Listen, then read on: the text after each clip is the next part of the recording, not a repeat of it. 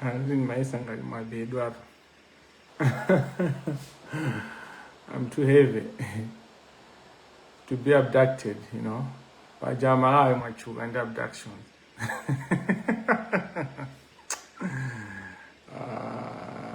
How do you abduct someone?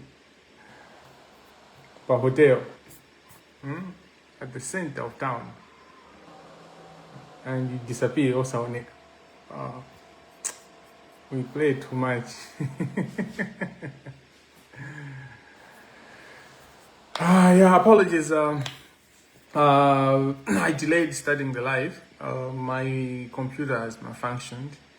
I don't know. These things always happen. You know, when you want to use them at the, at the heart of a conversation that is key and it's a defining moment for Malawi. You know, and down a chair, I would have a new year.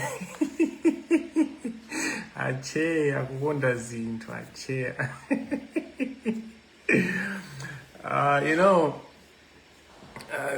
This is a very important time, and our generation is what is going to determine our country.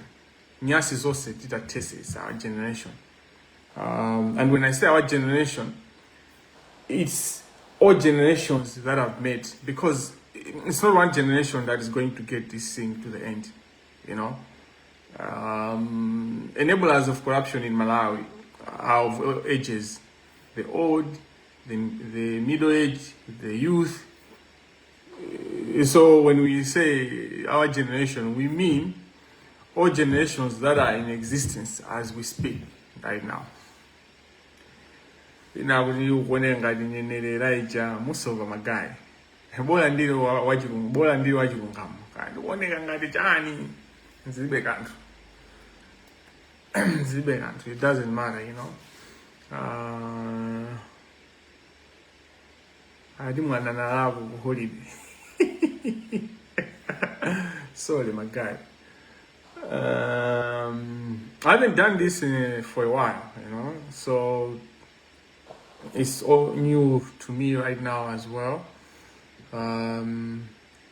Yeah, there's been a lot of things going on, you know. I've seen a lot of messages on Facebook. I see everything that you say. Facebook, I see them. Yeah, but the struggle is not just writing on Facebook.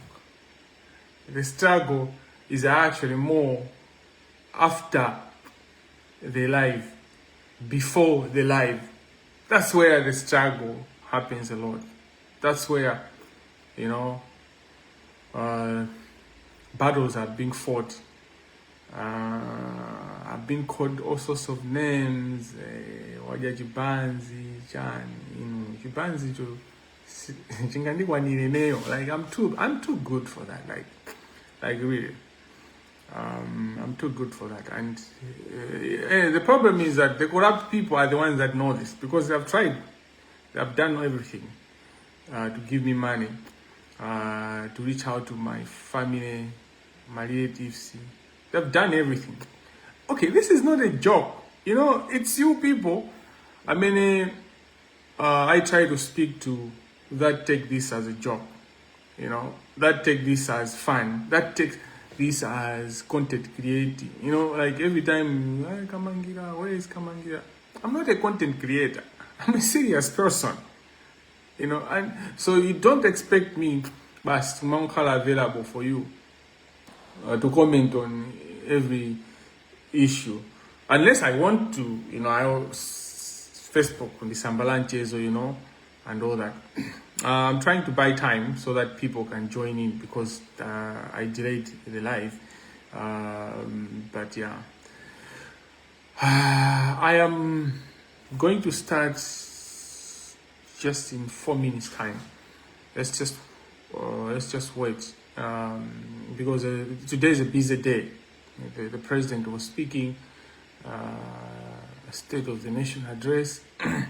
And in Tawianchido, you know, I'm also conscious that also people, after break, they have to go back to work. It's very important to work hard.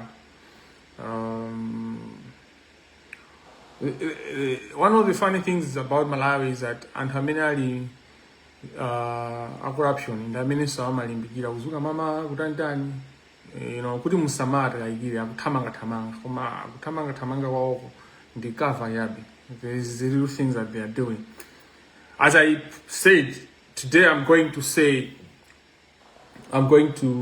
share who the Prince of Thieves is. The Prince of Thieves in Malawi, who is the real one. Because there was a leader of opposition, Taina Agana Zanena, as a Prince of Thieves. So today, I'm going to tell you who the Prince of Thieves is. You should also be aware that while I was preparing for this live, there have been a number of developments, including a press statement from the judiciary. I laughed when I looked at it. I laughed. But what you must know is that we are winning. We are winning. Is this season that is now my politicians are jumping in entire my elections with to win and fail. So go. The judiciary never responds to anything. The judiciary has been put at many levels. We tried to make them you should look at this struggle from 2024 at the intensity with the intensity that we're having, and their silence. It was so defining. They never spoke. So what it means is that even within the Supreme Court, something is going on. And when I get Abu in Supreme Court, my judge Abu in Supreme Court, and in Abu, we are tired of this. That's all. And this is the time when I zugeno. Ababa sintawi so yodi tiwerenge state press statement jando kushara kuti alimba no. Panoba ndi more fire. Panoba ndi wena kuti kuboko menalibo tiyeko yani usiwambili. We need to put these people on their knees. We need to put these people on their toes. We need to put these people tukwenda ulida atengere kuuna kujandu kwatira chiusi cha sabola chifukwa chonena zokuti aononga mioyo ya anthu ambirimbiri. The level of damage that few people in the judiciary have done to this country, it will take us years to fix. Now, what we are doing is that when we are failing, so that's where we should understand. But as we are trying to think about the damage that has already been done, there are damages that are being done every day, including financial bank, a finance bank case. So finance bank cases, it's just one of those. There are a lot of them.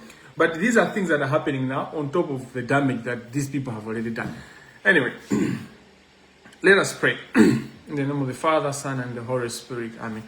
Glory be to the Father, and to the Son, and to the Holy Spirit, as it was in the beginning, is now, and ever shall be, world without end. Amen. Lord, we pray for wisdom. May you guide us. May you enlighten us. And may you give us the courage to move forward from words to action. May you inspire the light that is in each one of us. May we enlighten the darkest parts of our country, the deepest parts, the most sinister areas, wherever people are planning to do evil. May we be the light to those areas, and may we bring out your justice, because you are a God of justice. May you make us all people that are bringing justice, and the people that are hurt by injustice. We pray all this through Christ our Lord, who lives and reigns with you, one God, forever and ever. Amen.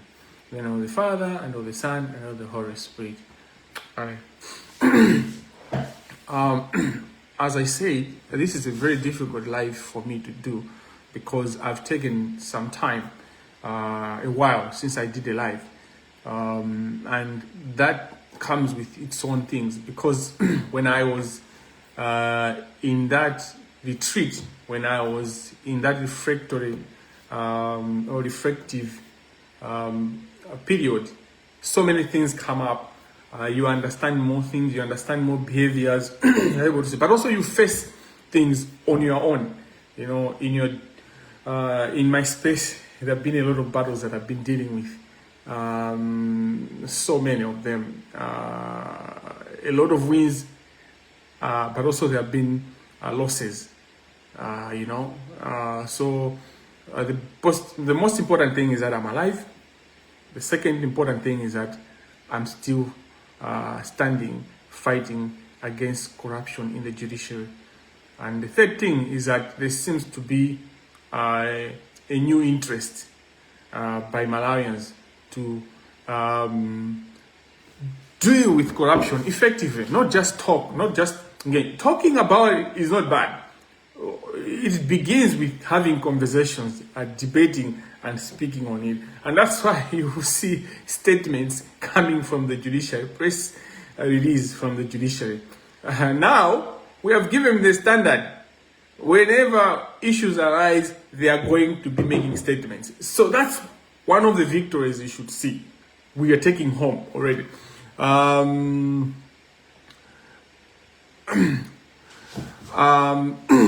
My life today will focus on the finance bank judgment. But the finance bank judgment, within that, it will reveal the cartel of corruption, how it works, and how it's working in this judgment. Don't be cheated that this is a mistake, or this is just about the law, or this is about accountability, whether it affects the country or not. But people know there's corruption happening in this case. It started in so let me bring you back. In 2024, the finance bank case came to my desk. It was one of the cases that was brought to me to say something is happening in this case. And this is one of the cases that pushed me to include a certain judge in the complaint that I made to the Judicial Service Commission. I'm not saying a certain judge out of fear to mention their name. I'll mention them, but I just want you to follow before you are clouded with the names. Because the conversation, the actions are more important than the names. The names, nevertheless, are essential. Because when we talk about corruption and just talk in general, we become enablers of that corruption. The moment we start saying kunzuni and to masinta they were changing grades and say director waguti, the student waguti, the supporting staff waguti, and those people are head up. That's how you do. But if the issue, for instance, kunzuni ingotela monena guti in general, just speak in general. You cover up. Because this issue, it means the principal has to be taken to task. The registrars, the academic registrars, what were they doing? What were they doing all these years? So, and those, all the years that exams were affected, they have to be taken to task. And as people have said, all public universities have to be taken to task. Yes, even the private ones. But the interest is much, the standard is higher for public universities because it's our money. It's Malawians, it's your money. Ndalama zimene zimaendesa masukulu au kajenjedi ni ndalama zanu.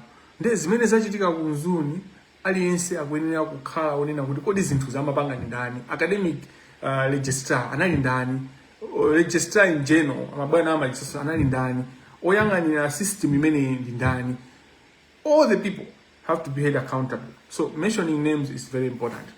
So in 2024, I received a complaint and evidence, and I was taken through the file and the actions that were being taken. Let me give a very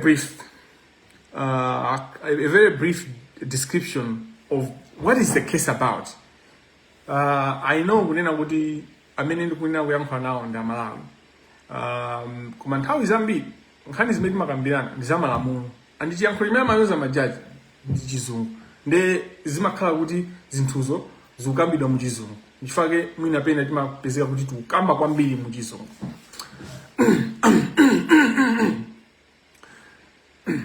Kesi mlandu wa Finance Bank ndi hoteli mwachidule monena kuti ngakhale amene ali wa standard 1 ka amene sanapite ku school kuti amvetse kuti chinachitika ndi chani. Banki ya finance imene machera Finance Bank of Malawi, I think, of chani koma Finance Bank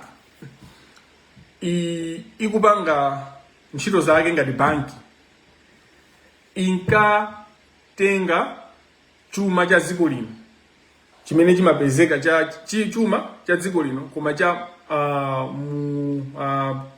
ndalama zakunja, chuma cha dziko lino koma cha makupala akunja, you know, forex, foreign exchange, foreign currency rather. They were externalizing foreign currency. Chimene in general, in the common word we use is forex. Amatulusa ndalama za kunja, ma dollars, ma euros, ma pounds, mwa chinyengo, mwa insedi. They were basically doing the country injustice. Amalibera dziko. Amatulusa ndalamazi kuzera amatsegula ma account. Mina tsiku limoza amatha kusegula ma account. Nkhani yotu ilipoyera. Amatsegula ma account osiyana. Mina patsiku baja 4,000 accounts. Pena I think anazafika mpaka na 30 chakuto 20,000, 22,000 bank accounts. Ndikutulusa ndalama za kunja kutusa kutibera Malawi. 2005, 2004, so zimene zimachitika for a period of time. Nthawi imeneyo so kunaiso fuel crisis, kumachitika so kusowa kwa jani, kwa fuel, kusowa kwa mafuta. Nthawi imeneyo so kumachitika kusowa kwa mankhwala, you know, anthu kulephera kugula mankhwala chifukwa choti banki imene ikutulusa ndi mabanki ena mwina ndi anthu ena, mwina ndi ama individuals koma tukamba za banki. Dziko kanika kugula fetereza oti ithandizire anthu chifukwa kuti banki ikutulusa ndalama zakunja. Dziko likukanika kugula mankhwala anthu kumafa mzipatala, likukanika kugula zida ngati dialysis machine amene amagulisidwa mu forex yomweyo akutulusa ndalama zija. Komano anthu aja amatamanga zimene zijazo amakhala kuti mbomamo ali ndi anthu amene akuwathandiza akuluakulu ena kuti akukhala ku finance, ku Ministry of Finance, ku Reserve Bank, because a transactions are also amene amachitika every day. Reserve Bank in this central system imene amasatira. You can't do any transaction, especially transaction yaikulu yomwe Reserve Bank sibanga observe. So umbava ule wonse umene umachitika umakhala kuti ukuloledwa at a certain step, at a certain stage ndika kuguluka anthu. So anapanga zimene zija until anthu atagwira. Koma mupanga observe unena kuti in 2005 inali kunena kuti boma linali litangolowa kumene la nyuwani la Bingu Amthalika. Professor Bingu Amthalika anatalowa under UDF. Koma atazalowa muja anazaya pezeka kuti asemphana zochita ndi Dr. Bakili Muluzi. Now, atasemphana zochita ndi Dr. Bakili Muluzi ali kusemphana majira nkhulo. Atasemphana muzochita ndi Muluzi, Amthalika chanamba panga zawo, panga focus their vision. That's when it's inunga disease zinamba kutuluka kuti actually finance bank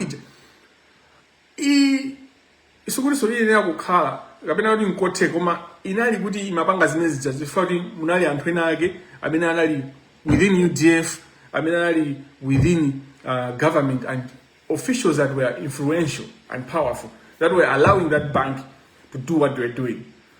Now, when the shift of the political party power shifted to what we call now DPP, ndi pamene no zinthu izi zinamba kutuluka kuti izi tithane nazo, izi tithese, izi titseke. That's when achina Gudo Bondwe atauzidwa zimene zimachitika ndi ICB direct atapanga ICB anti-corruption bill bungwe limene limafufuza zaziphuphu likatangani Malawi. Ndizoona kuti kuchitika nyambalo anthu akuti bera chuma chathu chuma cha dziko lino chuma chimene timagwirisa ntchito kugulira zosiyana-siyana mankhwala fuel zizonse zimene zimatithandizira ngati Amalawi ndi pamene anakhala pansi ndikuwayitanisa anthu aja zimene zitu zili mu chigamulo zina zili mu investigation yomwe inachitika koma zina zili mu chigamulo chimene analemba then Katsala then Justice Katsala now he is a Supreme Court judge, Justice of Appeal Katsala. Pardon me if I'm mistaking the judge, but I think it was Katsala. As I said, my laptop has been messed up and all that. So if I mistake the judicial officer, but this judicial officer did an amazing work because even in his judgment, he brings them everything. And that's why a statement, Malawi Law Society, has been very critical. And thank you, Malawi Law Society. I thought you were dead. I thought, basi, kusintha kwa leadership, kwa sokoneza zinto. So I love the resurrection. Can we move with this resurrection of Malawi Law Society? Let's move with the resurrection of Malawi Law Society. The statement is well cooked. Yes, it's careful in whatever reason you have. You try to be careful, but ababa and agreed trouser in mind. So, what am I driving at? Malawi Law Society has emphasized the High Court judgment is factual. Inatambasula zinto zonse ndipo maumboni khoti linali ndikuthekera kumva maumboni direct kwa anthu. So khoti limene lili la ku High Court limene limamva nkhani imene linafotokoza kunena kuti Reserve Bank of Malawi amene amayendesa zinthu za chuma zomwe komanso amene amapereka mayendesedwe a chuma chakunja kuti ndalama zakunja lada kuti ndalama zakunja zikwena zitende bwanji amene amapereka malicense kwa mabanki amene amalongosowa kuti ndalama izi mukhoza kuzigwisa ntchito ndalama izi zikhoza kutuluka nazo. The power that banks do or exercise on forex and in many things imakhala delegatory power. They regulate amene amayendesa zonsezo ndi Reserve Bank Malawi. Mwini mphamvu zoyendesa za ndalama kumalawi kunoko ndi Reserve Bank, banki yaikulu ya ku Malawi amene amabanki aja amangopasidwako mphamvu kuzera mu chiphaso choti ino azipangani zimene mukufuna.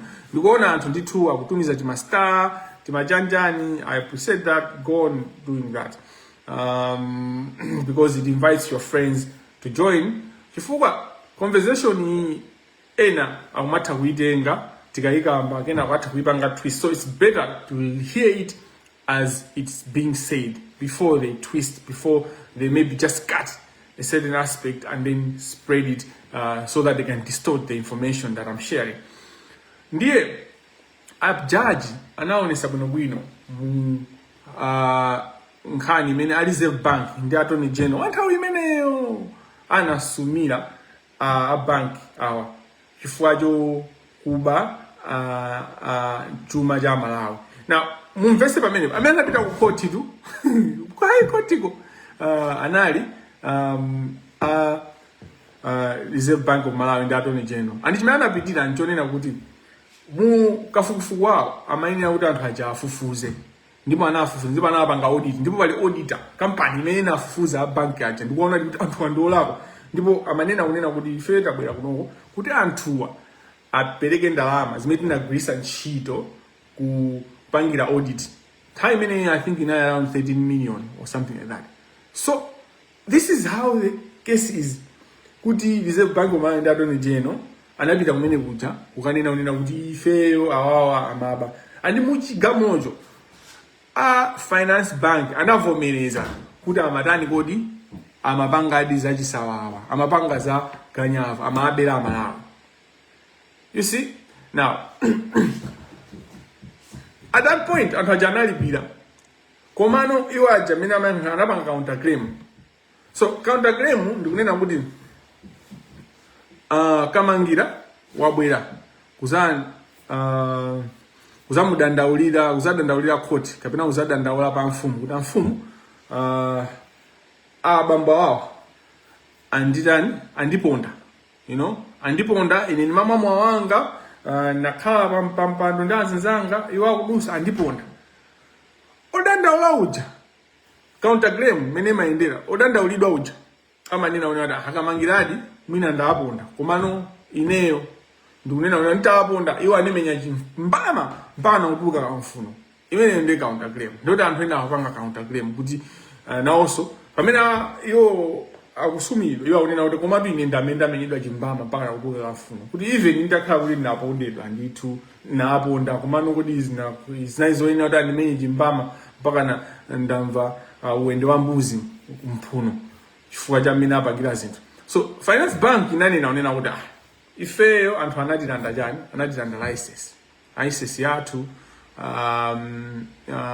komano potilanda license yo pazimene amanena kuti tinalakwa sana tipase mwayi wokutimva.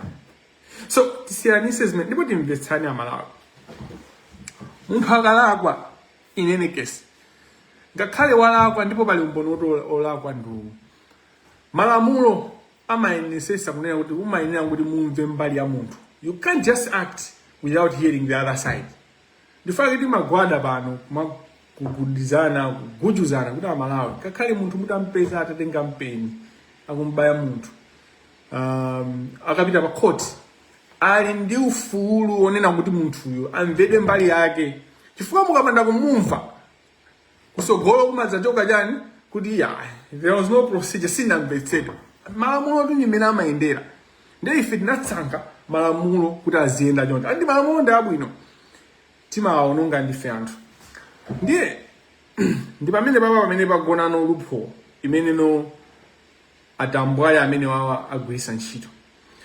Kodi ndisanapitirire chitsogolo ndikutambasula chimene chikutiphunzitsa ndi chani boma likasintha pamakhala zinthu zina mwina zimene boma lina silimapanga bwino, but how you handle that matters. It will affect the country. We should not ignore this part. We have to engage this part. Kunena kuti adindo muli ndi udindo onesesa kunena kuti mmene mukugwira ntchito yanu mukusatira malamulo. Chifukwa ngakhale muli ndi udindo wanu umayenda ndi malamulo. Udindo wanu sukuti basi as one council, senior council now, I believe, said this is not a republic of banana. Komanso anas kuti okay nya set zimene mumapanga zimakusatirana. Now point imeneyo tadusapo tibwere nokuti nkhani kuti tifike panono ikufika bwanji komano timakamba paja kuti anthu ajana apanga counter claim. A high court judge mene amapanga chigamulo chawo anafotokoza bwinobwino ndipo muli mfundo bwino zimene anakanira zimene anthu aja amapempha ndipo zimene anthu aja amafuna kuonesa.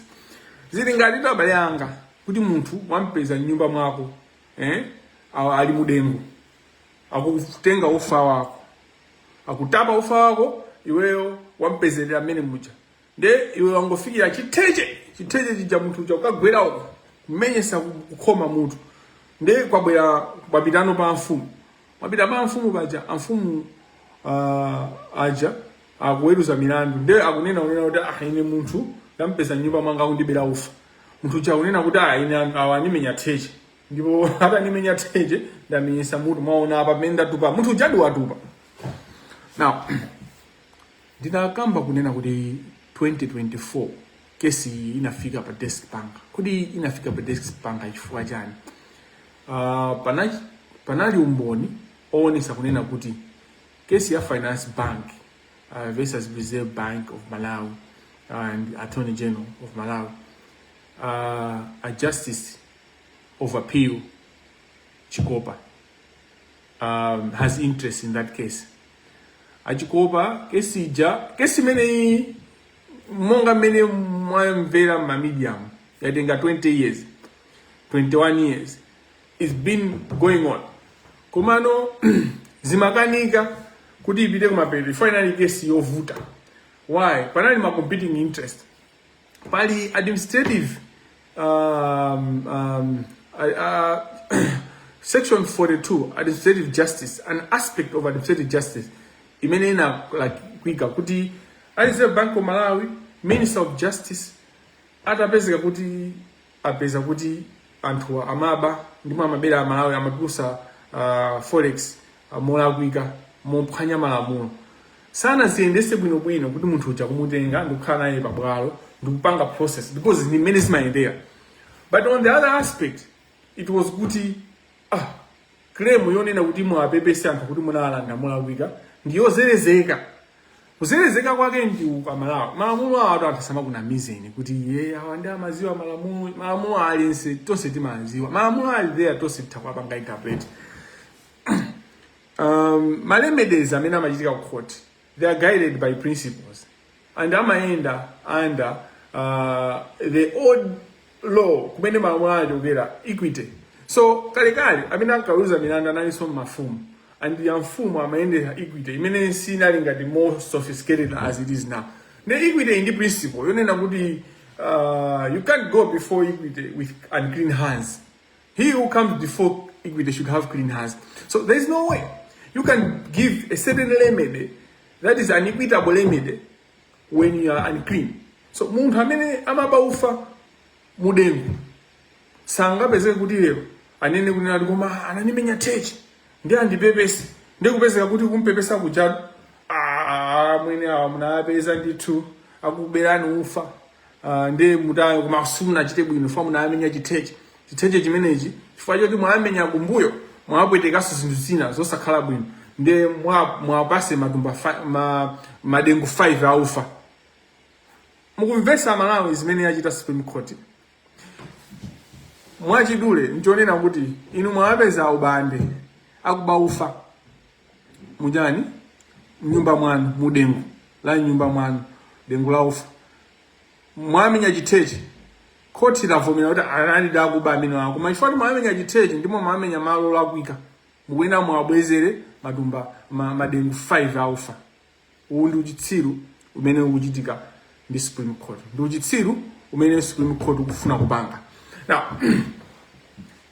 Justice Chikopa SC, no one, Alisa Sakunamizen, he's the one who has been moving with this case.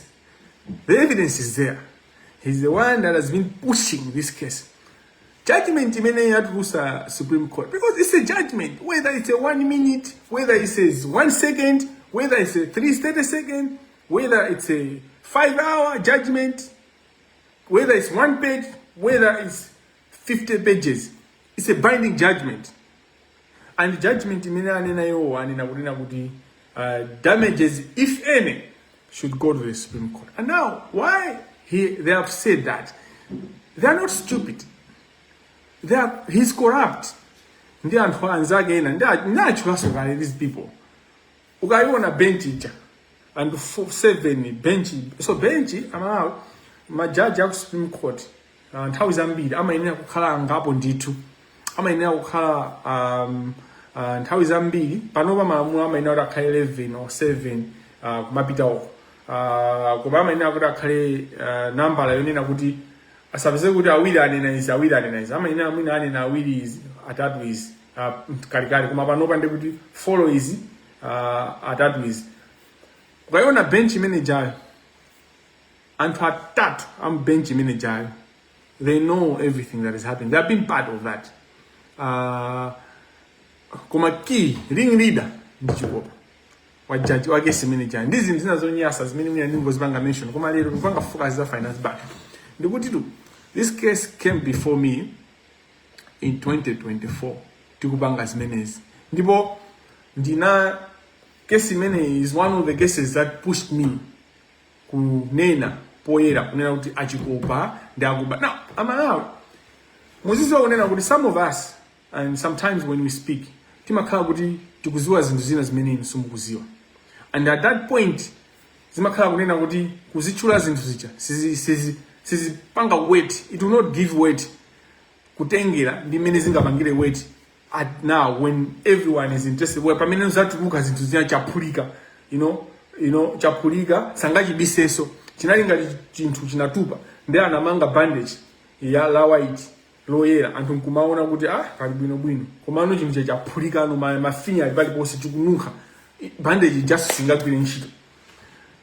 When you look at one of the notices of of hearing anachita kupanga draft anali achikopa okha ndipo anaitana maparties kuchita kwaitana bwerani kesi imene ijayo ya finance bank. The lawyers that have been handling that case all along anali Mordecai Msisha, a senior counsel, achina mpaka ndi lawyers ena pamene achina wapona kita pamene analowera isu achina chikopa pamene anaitana unena kuti nthawi yoti tikhwasule yakwana. That case, as I told you, that case has been stuck for ages. It doesn't mean kunena kuti maloya samapanga manotice kuti kesi chayende kuti athane ndato nejeno kuti amapanga koma Supreme Court yomwe imango yangana manotice kumango yangana koma pamene achikopa kesi chana itenga anaita na maloya wawo amene amapanga nawo madiro wapona kita ndikujoin kesi atakubwera ina wapona mtandi pamene inayamba kutama na kesi ka Supreme Court amakhanywa process awo kesi jana yamba nokutama ngati labo kuti apa zikwinde bakuzoona izi zimene ndikuuzani izi ndi reality zili kwa inu kuona kuti mupanga bwanji zili kwa inu kupanga investigation ndikuona kuti kodi ku Supreme Court kesi amaithamangisa ndi ndani file ili ni his office ndipo panopa by now because the issue is out, the Supreme Court has indicated we need to know kuti amina kulemba but anyway it might not be relevant to know, but I can tell you that amina kulemba the actual judgment, kapena the full judgment, the perfected judgment, the written judgment, ndachikopa senior counsel. Ngati sala chikopa akhala akapanda kapena amadisi. This is I'm challenging you. Ngati sintha panopa. Izozo mukazaona judgment imene izabwere azailembe judgment imene azakhala chikopa. Ngati sakhala chikopa azakhala madise kamena akapanda. All these people, it's a cartel. It's a cartel that we have allowed. And this conversation I'm bringing, these names that I'm mentioning, they are not just for you to laugh and say, hey, wachula, hey, lawyer, so akunena sakuopa. These are names that I'm mentioning that you as Malawians who have, the judiciary is there for you. You should demand. No, because up to when are we going to see, to watch this? And God provides opportunities for people that are killing, people that are destroying his children. So I always give an example ya my Israelites. Pamene anali ku Egypt, Moses wabwera afuna achosemu ku Egypt kuja. Panachitika zambiri mbiri, Farao amakana kuti ndi Maisraeli achoke. Achitika zambiri kubwesa miliri kutantani. Komano Mulungu amalanga anthu aja koma salangiratu, samaliza ayi.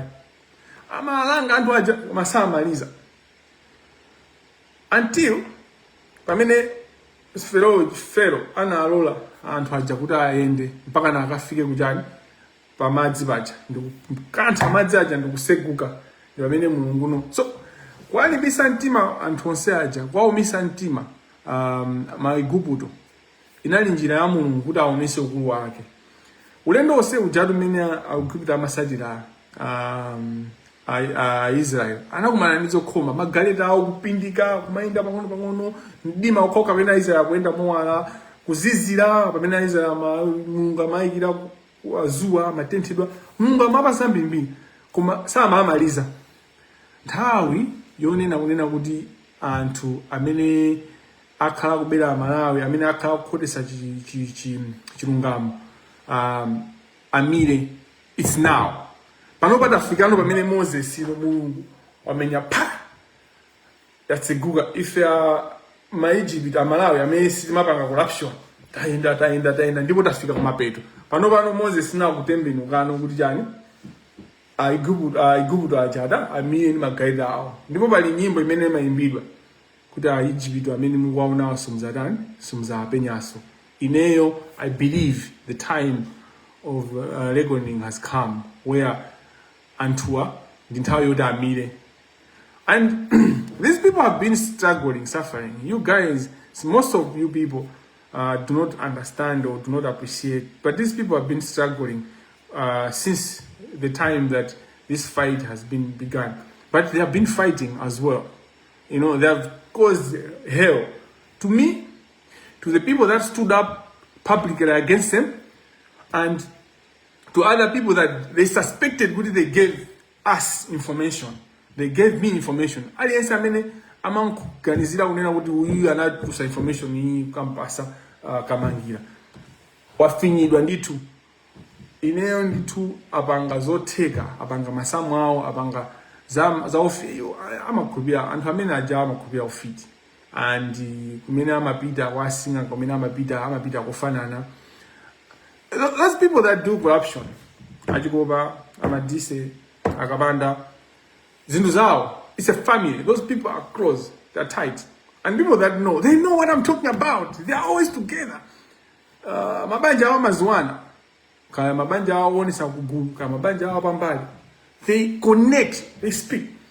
I'm speaking of this because I know these people, I know how they move money. Chikamulo ichichi manager bweramu ndalama zinayi zitasuntha kale makashi mabiziko amazandalama zinayi zitasuntha kale.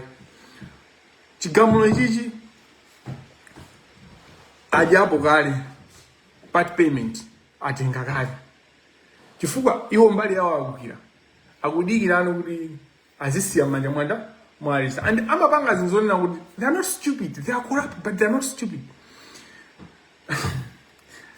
These people are there to finish you and to finish it. And they don't care. They don't give a damn about you. And you guys, busy. That's what you have been doing all these years. That's what you have been doing all this. I challenge you. I challenge anyone in Malawi. You cannot fix Malawi without having a judiciary that has integrity, that is focusing on the law, that is doing things. And panopa zinthuzi ndizovuta kwambiri chifanyana zokuti anthu amene ndikunena kesi iliyonse imene mapita ku Supreme Court achikopa ndamene wapanga decide who it goes to. So muyangane magesi andalama amene mwina Industrial Relations Court yapanga magesi onse akupita before chikopa kumene kuli ndalama vindalama imepita kwa chikopa. Ngati sipita kwa chikopa ipita kwa madisi, ngati sipita kwa madisi ipita kwa kapanda. And that's why I get angry not only against kapena with Achikopa, Amadisi, Akabanda. I'm also angry with the other judges that I believe they are not corrupt. I know Aina Kalembera, Senior Counsel, Justice of Appeal. I know Aina Katsala, they have been professional. Ngati ali corrupted in a decent kuzua. I get angry with the female judges, Supreme Court judges that are watching this, because if you inaction is an action when you don't do anything, because these people cannot not know. They cannot not know, but they are caught up in a way where it's difficult for them, because I'm aware of many and how dangerous these people are. Kuma, they are not more dangerous than God, and they are not more dangerous. So Piakosa Amalawi don't say, and if we rise up now. Why is it kunena kuti in 21 years this case amango inyetelera amango inyutulira aitusa pano ifajana? One of the things why case hii aitusa panopa ifene register kuti akhonzana kubanga mauja. So it's true kunena kuti Supreme Court sina nene kuti apereke 5 trillion, sina nene kuti apereke 650 billion, sina nene kuti apereke komano their decision allowing kuti there should be damages if any kunani kusitu kusamuda saoneke kuti akupanga corruption. Koma if tukwaziwa we know the language. You know, they want to leave the burden on Innocent Nebi, the registrar, his owner. And the Innocent Nebi, the history of Innocent Nebi, I don't have to say. The professional know. As we speak right now, his owner, Innocent Nebi, should have been a judge already. But there issues, he was caught up in things that were unprofessional that prevented him from being a judge by now. So he's also, not only is equal, but also he might not have power. He might not have power, but the noise many to kupanga ifea Malawi. If ndalama zitu zinapita, koma kuzuka kwa Malawi kuti azikuenda bwanji. Again, this has happened with this fire because of the change of government. But why were the judicial officers involved not taking this case forward until how many kwabwera new government? It's also because they feel the current attorney general za Frank Mbeta tinani na kalikali Frank Faluku Mbeta, you know, it pains me when I speak about Frank because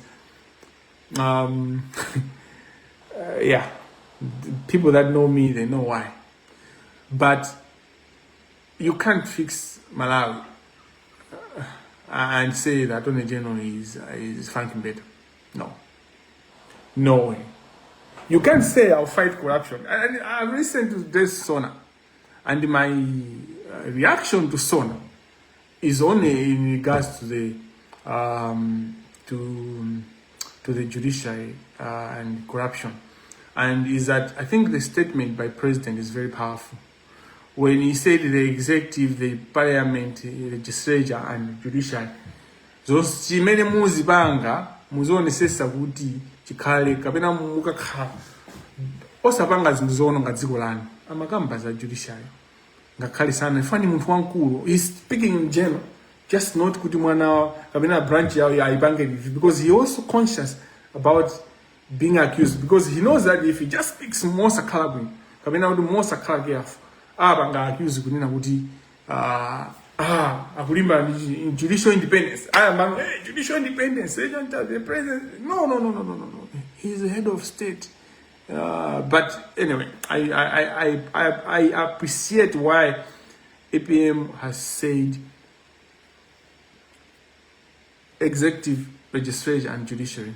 But anyone 1-0, audience many who has an ounce of intelligence knows that APM is talking about the judiciary. Now, I was talking about Frank Mbeta. Ajina chikopa, ndigesi yao, ndajina wabona gita, ndigesi yao ya ntumbai, ya finance bank. Aipanga panoba chifukwa chokuti akuziwa kunena kuti Frank Mbeta ndalama zituluka. As long as Frank Mbeta ndi Attorney General wa dziko la Malawi. This live is about corruption is really naked. Kutanthauza kuti cha nthawi zambiri Katangale sayenda mblanda isakhala muno bamuse kuti amapangidwa mozambaitsa movindikiridwa amakhala musuti ndithu malipyatha amakhala odayikidwa musuti nkumati zabwinobwino kuma zili zola ndithu zili za Katangale. Koma panopa kesi it's one of those situations where the corruption is naked. It's just there, it's naked. You don't even have to struggle. You know,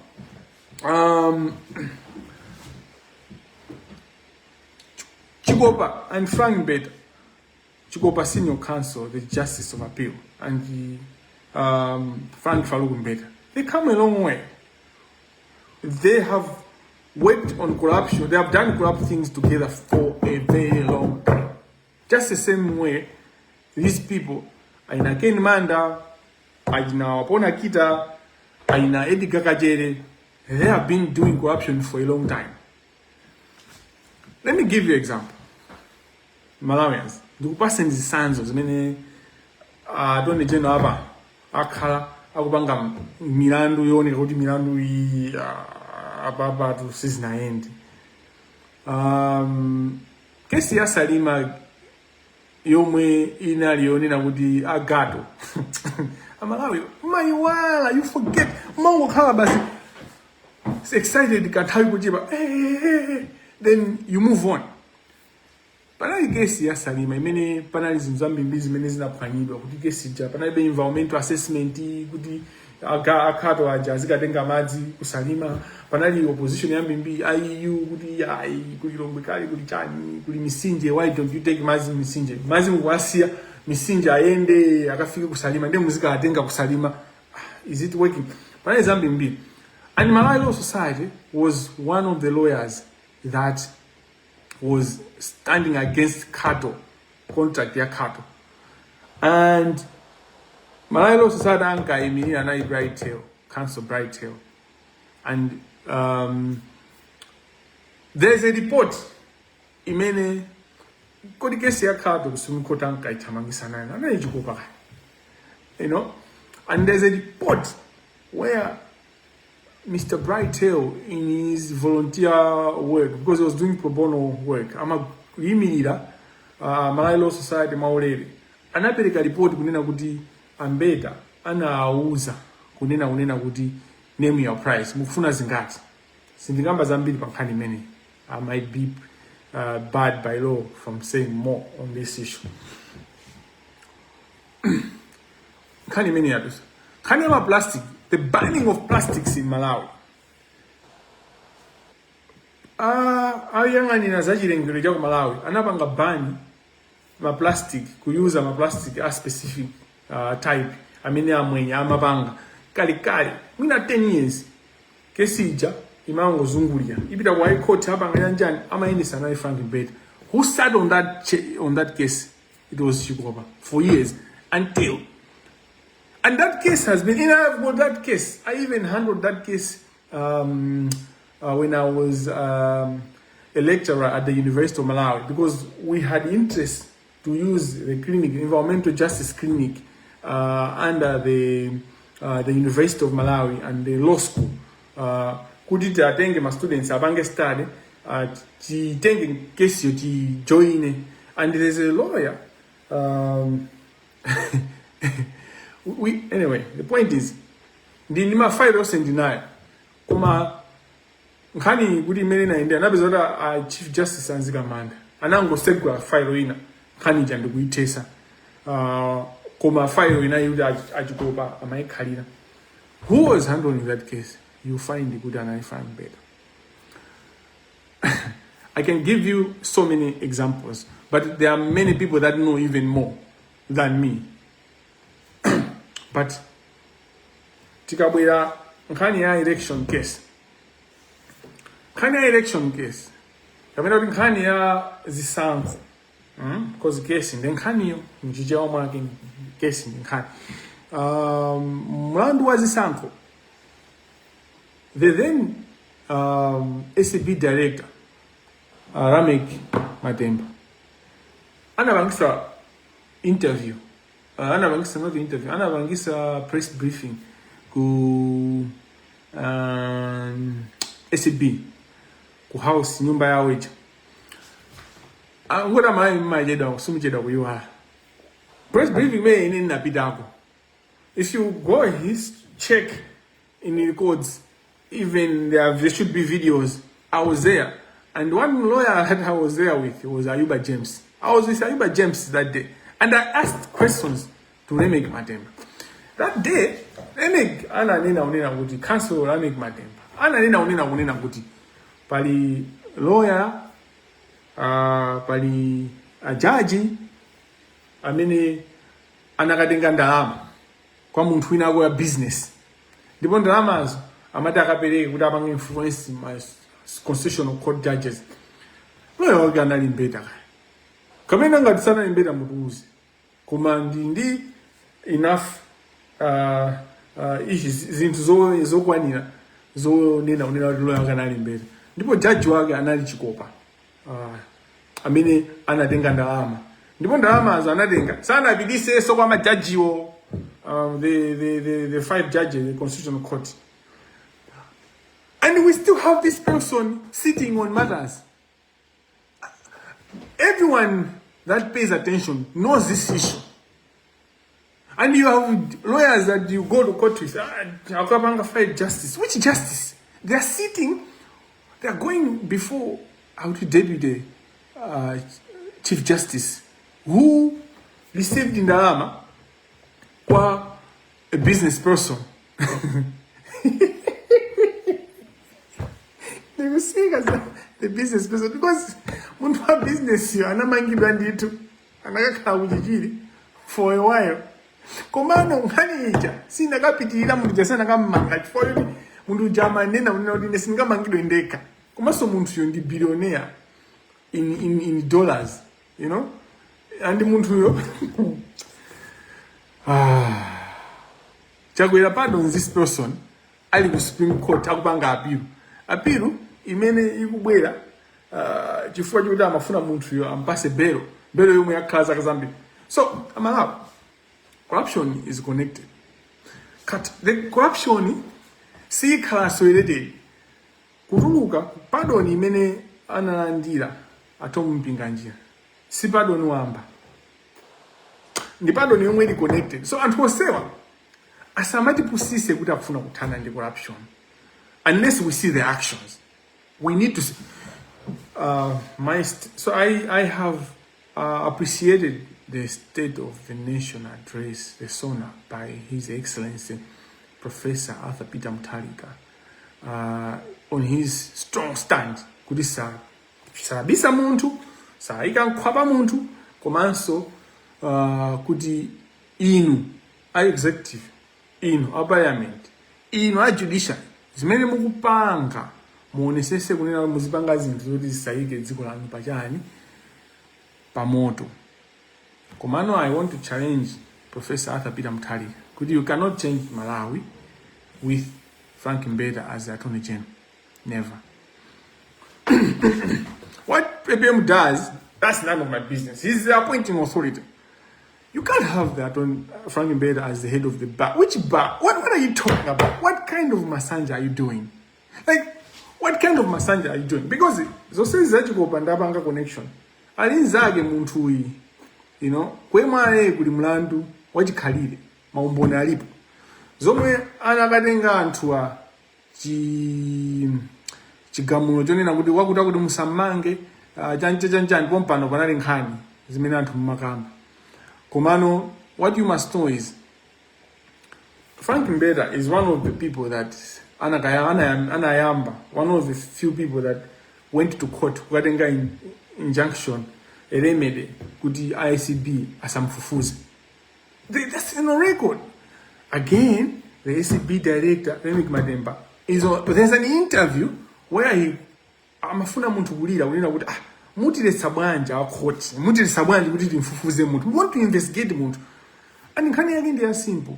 Mwenye samabereka ndalama kujani kwemarae kuja unapeza kuti chani nkhani itapita ku court. And the case also in ISO before days. And there's an high many chief justice. Kodi amwene judiciary yedu ndinayo history ya corruption. I have it all. You know, ndi zose zili apa. You know, time many and there's ali chief resident magistrate. Ambeta anagwidwa kuti pereka chipupu kwa official wa MRI. How can you, and the nkhani mpaka na pano, he's not accountable. And at least if he's even cleared, we could have just, as a country, at least mina pa clego case, mungu onamizira ngati mumuzenga mlando, kena kubumpange clear. But how does that person become the head of the bar? For God's sake, like, which world are we living in? Pinapage, you wonder, I'm Malawi, and you're there, Atomaka, very excited.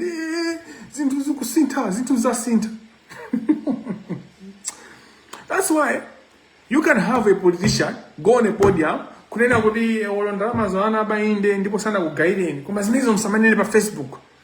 Zimezo zikambiana nkatika. Where do you think the courage to say that comes from? That's not just because muntu yo wazelezeka kabina jani. They know kunena kuti asiyana because aliyese ndizanzake muti manga mulingi jani izi zangu izi nza. If you have Frank Farouk Mbeda as the Attorney General, you can't say you are going to fight corruption. You can't.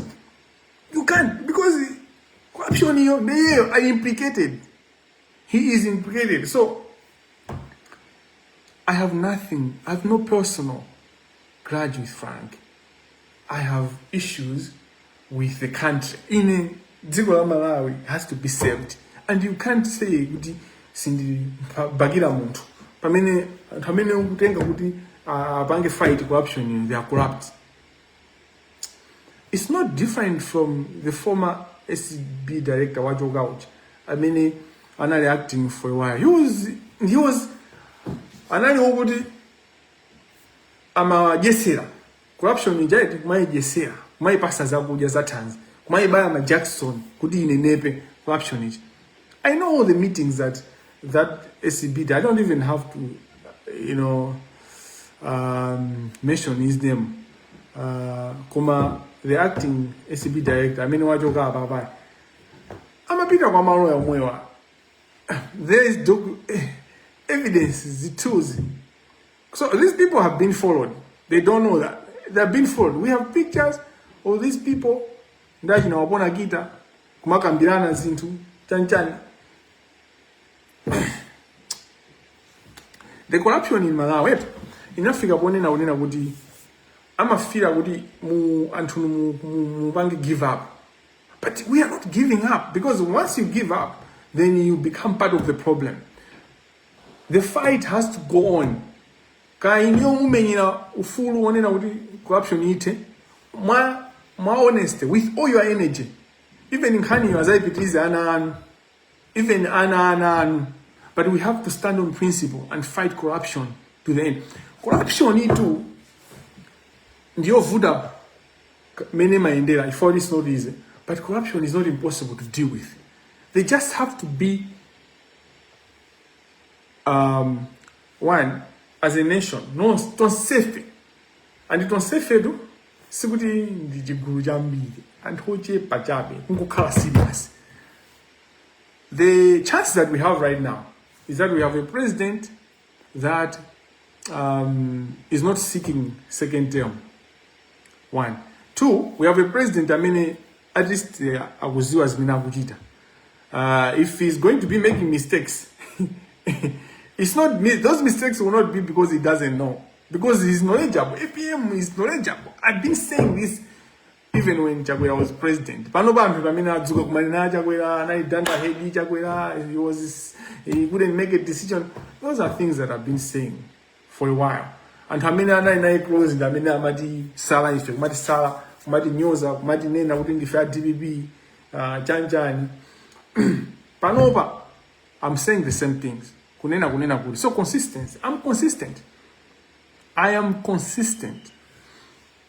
I'm not an angel, but I'm consistent. And of course, I'm not corrupt. My drive was on APM. Kunena good APM Panova, I leave excuse. Yonena gudi singudi sama ziwa zintu. Kamina hamango mpangira zintu. Chifugwa, he is knowledgeable and he knows how people mess up because he has seen that and he has been reflecting. Kumango jadu mbali mwanyanja mina sana pita wakakawi. Suta nango pita kumene kuja. Madzi have got capacity to freshen you up.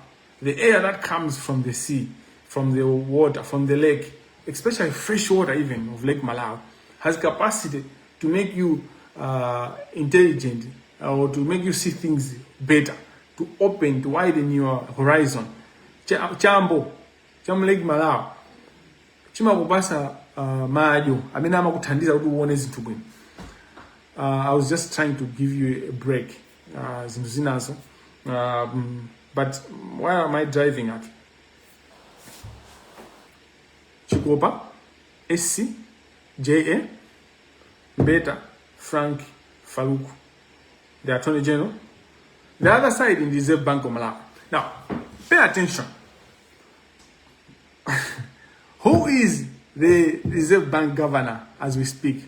Is Partridge. Partridge has been in court recently on Jan on issues ya kuchosera kwake ntchito bla bla bla bla bla 14 billion inaperekedwa khani je nasunilwa inapita kuja ku high court kuja ili kujani pano ili ku Supreme Court find out amene akupanga kesi imene ili manja mwandani file ya ajinapati jindazi zake yofuna 14 billion. It's in the hands of Nkhope. So what was going to happen if we did not open our eyes like this? Pali triangle imeneyo pa Nkhope ababa the prince of corruption, the prince of thieves in Malawi is Nkhope. Nkhope, senior counsel, justice of appeal. Apa uku kuzabwera ka enabler ngatone general pa uku kuzabwera reserve bank governor ngati mwavomereza komano iyeso aindikesi yake ya 14 billion imene ili pano manja mwanda mwa prince of thieves Nkhope. What we do in Malawi is crazy. It's crazy. How can one person have so much power like that? Muyangane makesi amene akuchoka ku Industrial Relations Court anda maphamwa kuda kwamakatira file yandani pa court landani ikafika manja ikafika ku Supreme Court mupeza kuti ndi Nkhope. Akulu. What else do you need? Because people will say anthu mapanga shout corruption ile ngombana kuma mboni sumbwele umboni wake umene umafuna umboni wake kuti zachita kupusa matumbo athu kukupasani. Do you want us kuti tusentima wathu ndikukupasani kuti umboni mukufuna kuti umboni mukamati mufuna tikupase mchani mufuna tichose maso athu ati tukuse tikupase kuti umboni. As we speak right now tina umboni unaberekedwa wambiri wake Manda sanganani Judicial Service Commission ndipo unena kuti nkhani aweruza in 4 weeks amalawi makhamu kupanga chani anyamata hold current. You should pay this. This is our words to you. You play a lot. You know, you present yourself as tough and as you engage, but you're on the surface. You're not. Can you wake up and deal with it? Because you have mentioned me many times and I never addressed you. I never spoke. And it's important to bring this conversation. But muma kamba zintu kungozigamba pamwamba, and that helps corruption. Because muma kangani kadi mukupeleka accountability kuma suma kadi mubanga accountability because information ilipo. Last time makamba za Kamangila mwachura Kamangila kawili kosi, and you were saying moto wama bases na ngamba you muma peleka my innuendos that are helpful to the corruption, to sustain corruption.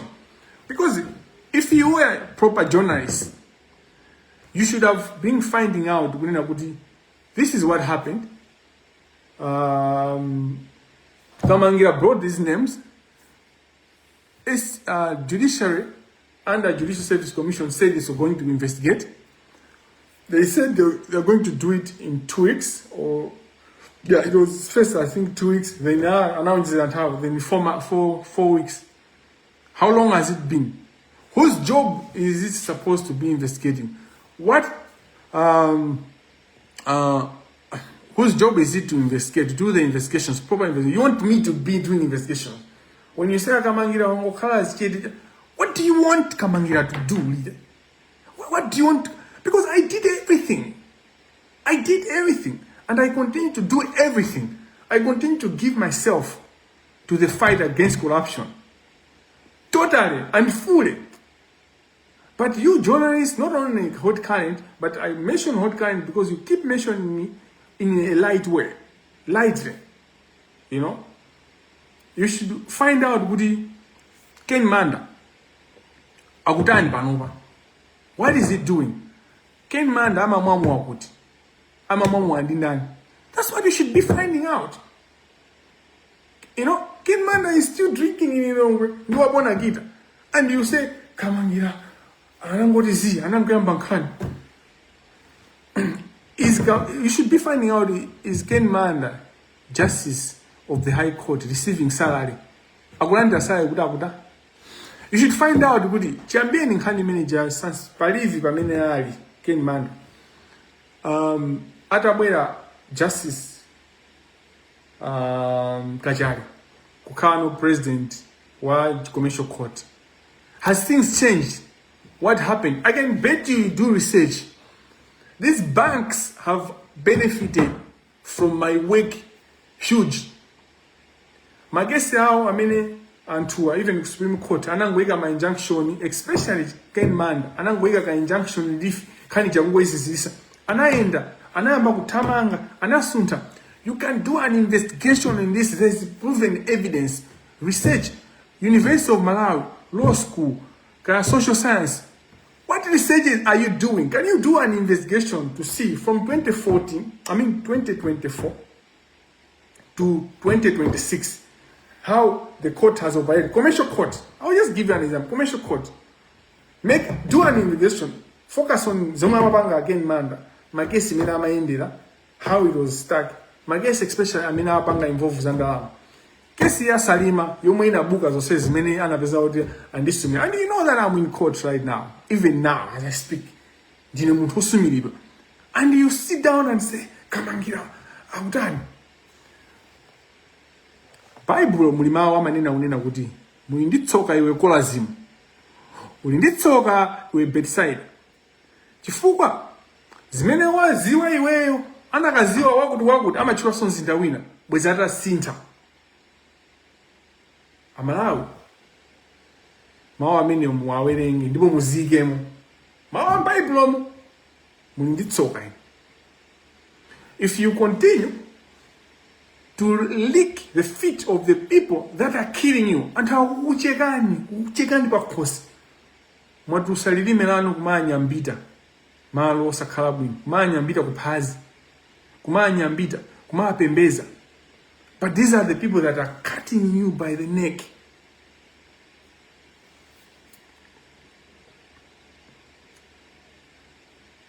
There are many cases that I can give you examples if regard to corruption in the judiciary.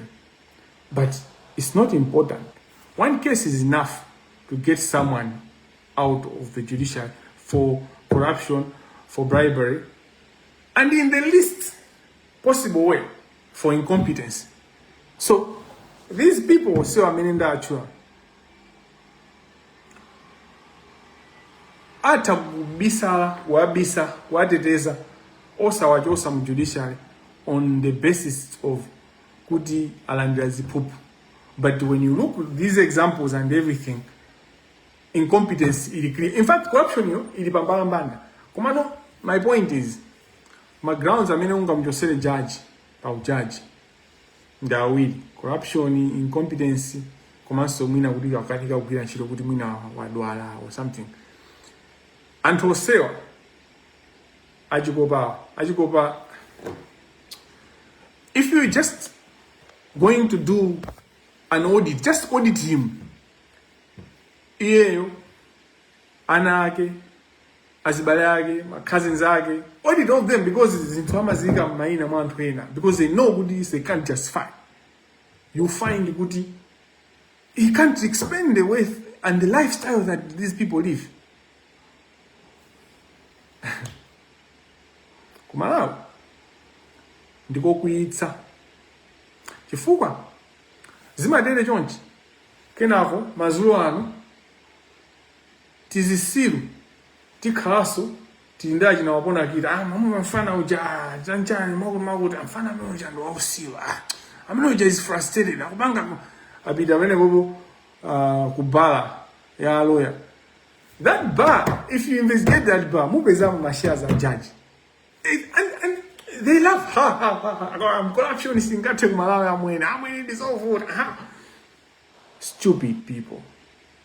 But you have a chance to arise. Mundo pusa ata kuchenjia. There was a guy. Amene ankabela bwana wake ankantuma. Ndipo bwana wake anaziwa zintu information yose anaibeza. Ndipo ataipeza information jana muza dala ndugu sanchito ababa wasalamina 1 week ndugu chosa. Ujana nata yalako. You know what he did? He rose up. He started kubanga maubale. iwe abwana anga wapanga oil 7 liters ingondipasa 2 liters 5 liters is okay. Iwe you abwana anga 15 liters tipase 10 5 is okay. Ngakhale mwakazi still kaya ku judiciary go kaya ku Ministry of Justice under the Office of the Attorney General kaya ku Office of the Accountants kaya ku ma institutions also sana mina wabanga enable corruption. You still have time to act like this clever servant, this shrewd servant who zitamutina anabanga rise anamba nokubanga maubali anamucho samuja anakapeza kofigira ifetu tukufuna aliyense ayambe kukhala bwino situkuti tukunena kuti amene ali corrupt angokhala corrupt musabwere kuno. Change, help us end corruption, come out. My clerk, you are part of the corruption. Kodi do kukoti kuja clerk wa judge kabena wa magistrate amene amapanga corruption amachita kuziwika he lives a life that he can't afford. Yosagwizana ndi salary yake amatha kumayendera galimoto yoti amene gamu naitenga kuti clerk amene wa judge amene akupanga corruption because corruption ija clerk ujama kali momo mutero muja. Of course when you investigate you find kuti amaja mwina 1% or 2%, but kukoti kuja kuti my clerk ambimbira amene akutuwa kumene kuja and you have stayed quiet to protect. You are the people that we are the ones that protect the corruption. The prince of thieves in Malawi is Nkhope, Senior Counsel Justice of Appeal. But he's enabled by politicians, he's enabled by business people, mabanki, by individuals. Commando is not more powerful than us and the will of the people. Kumapeto kwake mafuna nene kunena kuti ambuye ndi wabwino nthawi zonse ndipo nthawi yathu yonena kuti tizipulumutse tokha yakwana. No one else will come from anywhere. No one else will come from nowhere. Tokha tikuyenera tizipulumutse Malawi ndikuthana ndi uchifamba umene ukuchitika ku Malawi umene ukuchitika ku judiciary. All these politicians amene abandalama, you can't hold them accountable if you have the Deputy Chief Justice onena kuti ngwakuba onena kuti ndichimbala nkondo ndichigawenga. You can't hold them accountable because they just pay and they have been paying all these people my billions of say amene aba. And what happens? The other people that have just joined government, they will do the same because they see that so we should set a precedent. The current president has got a chance. Chakwera mwaiutina mpasa. We gave Chakwera this chance to change that country, to end the corruption. He didn't take it. We'll see if APM is going to take it. Kama meneza ambila, the Attorney General that we have, the kwe mware muntu amene akusogolera mware kapena bwana president, go back to the drawing board and act on corruption. We have heard words of fighting against corruption for 5 years. It's enough, for not 5 years only because that's Chakwera's period, but for years and years. But I say 5 years because that's the most recent regime. Koda Amene was caught up in money laundering, yanzungu wa South Africa. Ndindani panoba mu government ya APM ndindani. I'll give you for food for thought, and then we'll come back next week Friday. We'll do the live on next week Friday. I hope this gives you energy from which we are going to act. Aliesa amene amamvera live andi kutekera kupangapo kanthu. You are not done ahead. Sina Nkhope ndanzeru kuti ndikuze ndipangani chakuti. There will come a time when I need to, but I don't need to tell you kuti pangani chakuti. May God be with you. May God be with us. May we be protected, and may we thrive. May our children be proud of our actions. May our families be proud of our actions. May we be proud, especially ourselves.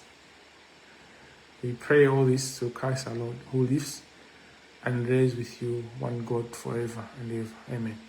In the name of the Father, and of the Son, and of the Holy Spirit. Thank you very much for your attendance. I hope next time we do a live, we're going to be together and we're going to work on ensuring we take action points and we follow up.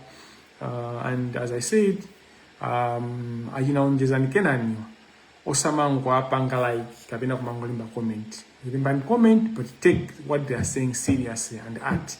We can't continue like that. And to say many the and also azochita. And see anthu kuti akuti akudana ndi wina wake. Fana khala akudana ndi wina wake. Zaka zonsezi basi akhala kupanga kuyankhula pa nkhani ya corruption. Akudana ndi ndani. Iyo amankhandira adani basi. So tiganizire anthu akumuzi, tiziganizire so ife antown. Ife antown iso timavutika kwambiri. Let's rise up. Yeah, God bless you. Bye.